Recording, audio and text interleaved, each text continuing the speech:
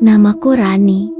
Aku mahasiswi tingkat akhir yang baru aja balik ke Makassar setelah 2 bulan KKN di daerah pelosok Sulawesi Selatan. Kangen rumah sih, tapi karena udah malam dan aku capek banget, aku mutusin buat nginep semalam di hotel. Biar besok pagi bisa pulang ke rumah dalam keadaan lebih segar. Aku cari penginapan yang murah, deket sama kota, dan gak ribet urusannya. Temenku pernah nyaranin satu hotel tua deket Pantai Losari.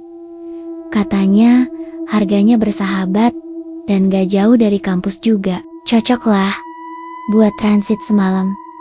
Waktu sampai di hotel itu, aku langsung bisa ngerasain aura yang beda. Bangunannya tua banget, model kolonial Belanda gitu, dinding-dinding tinggi, catnya udah mulai pudar, beberapa bagian terkelupas. Di bagian lobi ada sofa tua warna merah marun yang kulitnya udah mulai robek. Lampu gantung besar di atas kepala juga udah berdebu dan cuma nyala remang-remang. Tapi karena aku udah terlalu capek, aku gak terlalu peduli, yang penting bisa tidur. Pas aku check-in, yang jaga meja resepsionis adalah bapak-bapak tua yang kayaknya udah kerja di situ dari zaman dinosaurus. Bajunya rapi, tapi cara bicaranya pelan, dan matanya, entah kenapa, bikin gak nyaman. Kayak orang yang udah lihat terlalu banyak hal aneh selama hidupnya. Dek, ini kuncinya ya, kamar 05. Jangan jalan-jalan malam-malam ke lorong ujung ya, dia ngomong sambil senyum.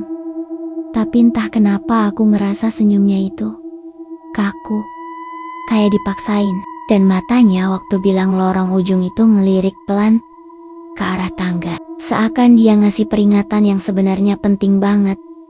Aku angguk sopan dan ngucapin terima kasih. Aku bawa tasku naik tangga pelan-pelan sambil ngerasa agak aneh dengan suasana hotel yang terlalu sepi.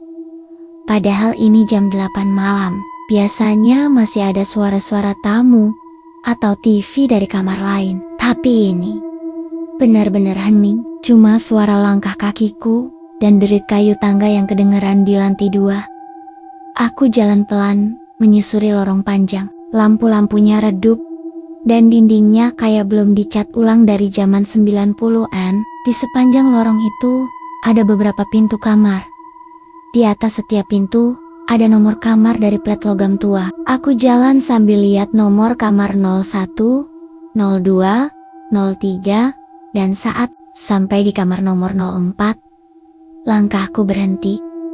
Entah kenapa aku ngerasa aneh. Pintunya tertutup rapat, beda dari pintu kamar lain yang kelihatan baru. Kayak udah diganti lebih modern. Tapi pintu kamar 04 ini masih pakai kayu tua yang warnanya udah pudar dan di bagian gagangnya ada karat. Di atas nomornya, aku lihat Eida, bekas tempelan kertas, kayak bekas segel atau pengumuman yang udah disobek paksa, meninggalkan bekas lem kering dan robekan yang gak rapi. Anehnya, berdiri di depan pintu itu, aku langsung ngerasa hawa dingin. Padahal AC lorong gak nyala, dan jendelanya semua tertutup. Tapi hawa di depan kamar 04 itu beda. Dingin. Tapi bukan dingin biasa. Dingin yang bikin tengkuku meremang. Dan ada bau samar yang tercium. Kayak bau karbol, tapi bercampur dengan aroma bunga melati. Aneh banget. Aku berdiri beberapa detik di sana. Ngerasa kayak ada sesuatu yang memperhatikan aku dari balik pintu. Tapi aku buru-buru ngibrit ke kamar 05 yang ada tepat di sebelahnya. Aku masukin kunci dan langsung masuk. Kamarnya kecil, sederhana, tapi cukup bersih. Kasurnya empuk, ada meja kecil, TV tabung, dan jendela yang ngarah ke halaman belakang. Aku naruh tas, lepas sepatu, dan nyalain TV pelan buat ngilangin rasa aneh tadi. Tapi kepalaku masih mikir soal kamar 04. Kenapa rasanya beda banget ya? Kenapa dari tadi aku ngerasa kayak kamar itu punya sesuatu yang pengen disembunyikan? Rasa penasaran ini akhirnya bikin aku nanya iseng ke cleaning service yang lagi ngepel lorong. Pas aku keluar kamar buat beli air di vending machine ujung tangga. Mas, kataku pelan sambil nyamperin dia. Itu kamar 04, ada yang nginep ya malam ini? Cowok yang masih muda itu langsung berhenti ngepel. Badannya kaku sebentar. Lalu dia pelen-pelen nengok ke arah pintu kamar 04. Jangan nanya-nanya soal kamar itu mbak, katanya sambil ngerendahin suara. Yang terakhir nginep di situ, pulangnya nggak sama. Aku kaget. Maksudnya gimana? Dia nggak jawab. Dea aku mau buru-buru masuk ke tangga darurat dan turun ke bawah tanpa noleh lagi, meninggalkan aku yang berdiri bengong dengan botol air di tangan. Deg-deganku balik lagi, kata-katanya terus terngiang-ngiang di kepala. Pulangnya nggak sama, apa maksudnya? Jangan-jangan ada yang kesurupan atau hilang ingatan, atau bahkan lebih parah. Tapi kayak orang bego yang belum kapok, rasa penasaranku malah makin gede. Aku balik ke kamar sambil terus ngelirik ke arah kamar 04. Masih gelap, masih tertutup rapat, tapi aku bisa ngerasain ada sesuatu di balik pintu itu. Sesuatu yang bukan manusia biasa. Malam itu aku susah tidur, bukan karena kasurnya keras, bukan karena suara bising, tapi karena kamar 04. Pintu itu, lorong sepi itu, dan bisikan samar dari dalam pikiranku yang terus nyuruh aku buat nekat buit kari tahu. Padahal mungkin seharusnya aku gak pernah nonionannya soal kamar itu sejak Evil. Malam itu aku susah banget tidur. TV kecil di kamarku aku biarin nyala, cuma buat ngilangin suasana sepi. Tapi tetap aja hawa dingin dari arah kamar sebelah itu terus bikin bulu kuduku merinding. Udah jam 11:30 malam. Suara jam dinding berdetak pelan, tapi setiap detaknya kayak makin bikin suasana mencekam. Aku udah coba tidur berkali-kali, tapi mataku terus melek. Rasanya ada sesuatu yang gak beres. Aku ngerasa kayak ada yang merhatiin aku dari luar kamar. Tapi aku gak mau mikir aneh-aneh dulu. Mungkin cuma sugesti. Karena dengar cerita cleaning service tadi sore, tiba-tiba tok, tok, tok. Aku langsung duduk tegak di atas kasur. Suara ketukan. Bukan dari depan kamarku, tapi dari arah kamar 04. Awalnya pelan. Tok, tok. Kayak orang ngetuk pelan dengan ujung jari, tapi makin lama suaranya makin keras dan ritmenya makin cepat. Tok, tok, tok. Aku neken mulut sendiri biar gak keluar suara. Jantungku berdegup kenceng banget, badanku mulai dingin, telapak tangan basah. Aku pelan-pelan jalan ke arah pintu. Gak tahu kenapa, kayak ada yang narik aku buat ngedekat. Tapi saat sampai di depan pintu, aku gak berani buka. Aku cuma tempelin telinga ke dinding, ngerasa penasaran sekaligus takut setengah mati.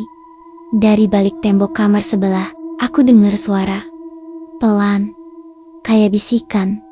Tolong, dingin, bukakan.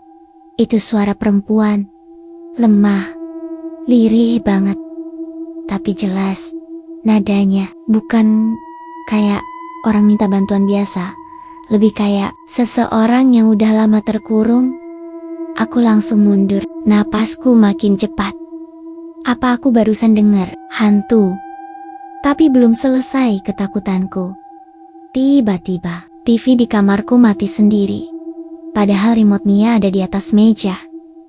Listrik nggak mati, lampu masih nyala, tapi TV-nya mati. Layarnya hitam pekat.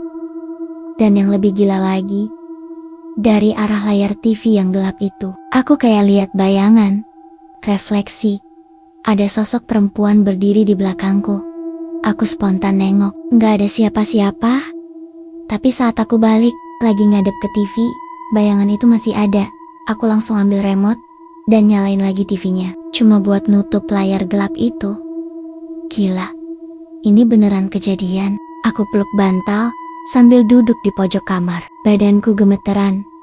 Berkali-kali aku ngelirik ke pintu. Aku berharap malam ini cepat selesai. Tapi ternyata belum. Beberapa menit kemudian, suara ketukan itu pindah. Sekarang, dari depan pintu kamarku. Tok, tok, tok. Aku tahan napas, benar-benar gak berani gerak. Lalu terdengar suara. Aku sendiri. Temani aku. Buka pintunya. Aku terdiam. Suara itu makin jelas, tapi gak kayak orang di luar pintu biasa. Lebih kayak suara dari dalam kepala. Eko, pelan, tapi nusuk. Aku pelan-pelan merangkak ke arah lubang intip pintu. Karena rasa penasaranku lebih besar dari rasa takut. Waktu aku ngintip, gelap. Awalnya, nggak kelihatan apa-apa, tapi beberapa detik kemudian, muncul sesuatu. Satu mata. Merah. Bengkak. Melotot. Langsung ke arahku. Mata itu, ada tepat di lubang intip. Seakan dia tahu aku lagi ngintip. Aku langsung mundur. Dan jatuh ke belakang. Napas ngos-ngosan, mata terbuka lebar, bibirku gemetar. Detik itu juga aku ambil HP dan coba nelpon resepsionis. Tapi sinyalnya hilang. NGGAK, ada jaringan. Gila, ini kayak mimpi buruk. Tapi aku tahu satu hal. Apapun yang barusan aku lihat, itu bukan manusia. Aku nggak tidur sama sekali malam itu. Sampai akhirnya, ayam berkokok dan cahaya matahari mulai masuk dari jendela. Baru aku bisa berdiri, badan lemas, muka pucat. Tapi aku selamat. Setidaknya sampai pagi ini, aku nggak tahu itu apa. Tapi yang jelas, kamar 04 itu nggak boleh dibuka. Dan kalau sampai kamu dengar ketukan dari kamar sebelah, apalagi bisikan minta dibukain pintu, jangan pernah dituruti. Begitu matahari mulai naik, tanpa pikir panjang, aku langsung beresin barang. Gak pakai mandi, gak sempat sarapan. Aku cuma pengen keluar dari hotel itu secepat mungkin. Napasku masih ngos-ngosan. Sisa ketakutan semalam belum hilang juga. Rasanya kayak mimpi. Tapi aku yakin, semua yang aku alami malam itu nyata. Pas turun ke lobi, resepsionis yang jaga udah ganti. Bukan bapak tua semalam, tapi cowok muda yang kelihatannya baru mulai shift pagi. Mukanya masih ngantuk, dan gak banyak bicara. Tapi aku gak tahan. Aku harus tahu apa yang sebenarnya terjadi. Rasa penasaranku lebih besar dari rasa takutku sekarang. Mas, aku mulai bicara pelan. Kamar 04, semalam aku dengar suara dari situ. Ada yang ngetuk, ada suara minta tolong. Itu kamar masih dipakai ya? Cowok itu langsung kaget. Mukanya pucat. Dia berhenti ngetik di komputernya dan natap aku serius. Mbak nginep di kamar 05? Ya, aku angguk pelan. Dia narik napas panjang, lalu ngomong lirih. Itu kamar udah kosong dari lama. Kita nggak sewain lagi. Aku ngernyit. Tapi semalam, jelas-jelas ada suara dari dalam. Aku bahkan ngintip dan lihat. Aku berhenti, nggak sanggup ngucapin lagi apa yang aku lihat. Tiba-tiba, dari pintu belakang lobi, muncul bapak tua yang jaga semalam. Dia masih pakai seragam yang sama, lengkap dengan namtek dan senyum lelah di wajahnya. Begitu lihat aku, dia langsung jalan cepat ke arahku dan bilang, "Ikut saya." Tanpa banyak tanya, aku nurut. Kami masuk ke ruangan kecil di samping lobi. Isinya cuma meja kayu, rak dokumen, dan satu kursi plastik. Di situ, bapak tua itu duduk pelan dan mulai cerita. "Kamu lihat dia?" "Ya," katanya langsung to the point. Aku cuma bisa ngangguk pelan. "Nak, kamar itu udah dikunci sejak 10 tahun lalu. Seorang perempuan muda dulu nginap di situ. Katanya, mau ikut wawancara kerja di Makassar, manis, sopan, sendirian. Nggak ada yang aneh dari dia."